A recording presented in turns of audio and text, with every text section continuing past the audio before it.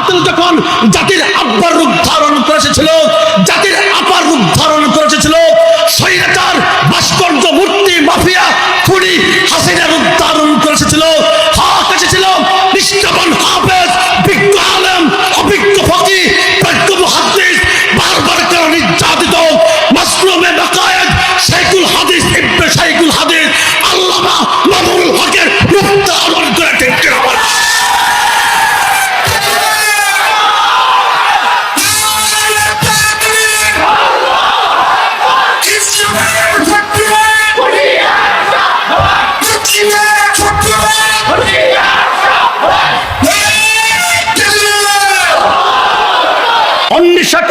সাল থেকে 24 সাল পর্যন্ত সিরিয়ার দামেস্কের বাশার আল আসাদ এককভাবে নেতৃত্ব দিয়েছে।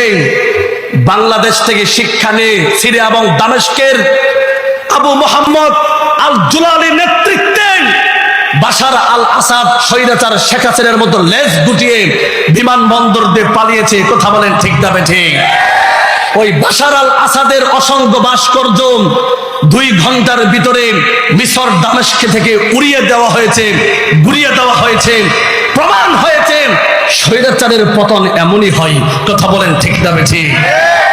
বাতিল যখন নমরুদের রূপ ধারণ করে এসেছিল, হক এসেছিল ইব্রাহিম খলিলুল্লাহ রূপ ধারণ করে। বাতিল যখন ফেরাউনের রূপ ধারণ করে এসেছিল, হক এসেছিল মুসা কালিমুল্লাহ রূপ ধারণ করে।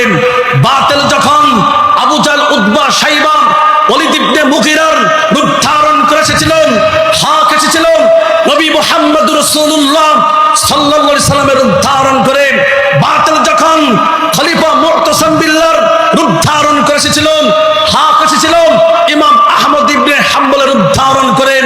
বাতিল যখন খলিফা মানসুরের রূপ ধারণ করে এসেছিল, হক এসেছিল ইমাম আবু হানিফার রূপ ধারণ করেন।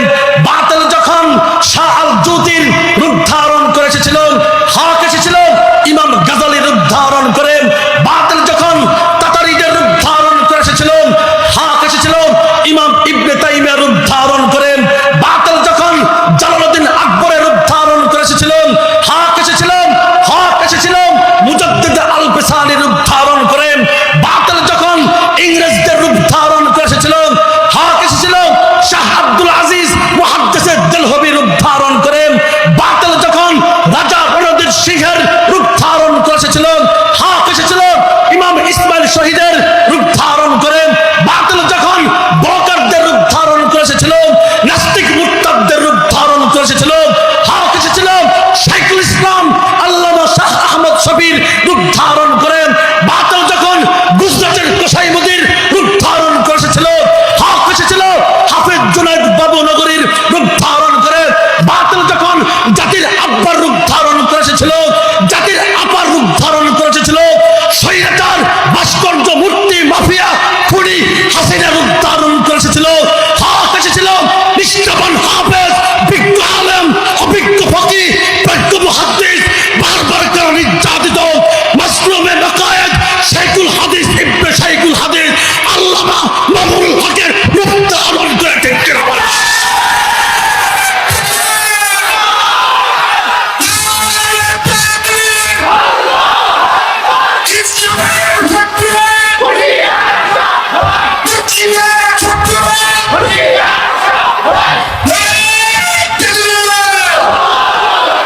মুহতারাম হাজিরিন, যুবক ভাইদেরকে বলি আর তরুণ আলেম সমাজকে বলতে চাই, মুসলমানদের অবস্থা অত্যন্ত নাজুক। কেবল মুসলমানরাই হচ্ছে কাফের মুশরিকদের আক্রমণের একমাত্র লক্ষ্য বস্তু। কাজ কাউকে ব্যাখ্যা করে বোঝানোর অবকাশ রাখে না। কথা বলেন ঠিক না ঠিক? চতুর্দিকে নির্যাতিত নিষ্পেষিত মুসলমানদের আত্মচিৎকার, বিশ্ব মুসলমানদের নাম নেশানাকে চিরতরে মুছে দেওয়ার জন্য নিক্ষেপ করা হচ্ছে হাজার হাজার টন বোমা। বিস্ফোরিত বারুদের গন্ধে পৃথিবী আজ এক মৃত্যুপুরীতে পরিণত হয়েছে। কথা বলো ঠিক না ঠিক? মুসলমান আজ যদি কে আলিয়া, কে কওমি, কে ওয়াহাবি, কে সুন্নি, কে জামাতি, কে খেলাফত মজলিস, ইসলামী আন্দোলন ভেদাভেদ যদি তোমরা করতে থাকো, মনে রাখবে তোমার আমার নবী আল্লাহ এবং রাসূলকে নিয়ে, ইসলামকে নিয়ে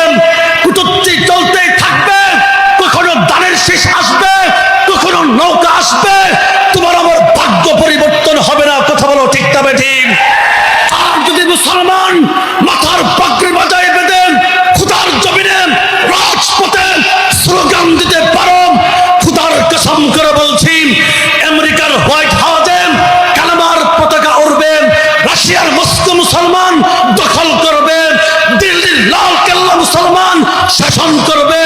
খুদার কসম গোটা পৃথিবীর রাগ শক্তি মুসলমানের পয়সা দায় লুটিয়ে পড়তে বাধ্য হবে, ঠিক কিনা?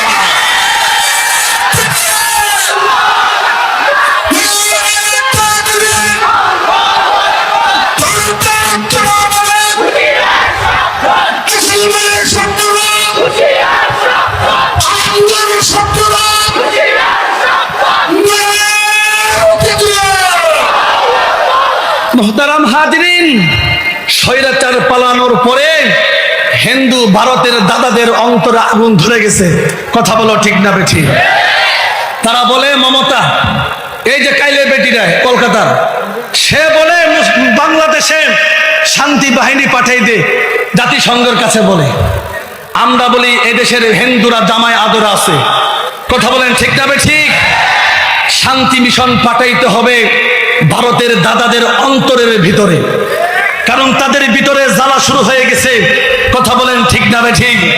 মমতাকে বলতে চায় সারা বিশ্বের ভিতরে বাংলাদেশের সোনালী হরিণ সেনাবাহিনী শান্তি রক্ষায় 1 নাম্বার বাহিনী। কথা বলেন ঠিক না বেঠিক? যদি আবদার করো তোমাদের মনের জ্বালা মিটানোর জন্য আমাদের শান্তি বাহিনীকে প্রেরণ করব। কথা বলো ঠিক না বেঠিক? যুবক, তোমার আমার দেশকে নিয়ে ষড়যন্ত্র চলছে।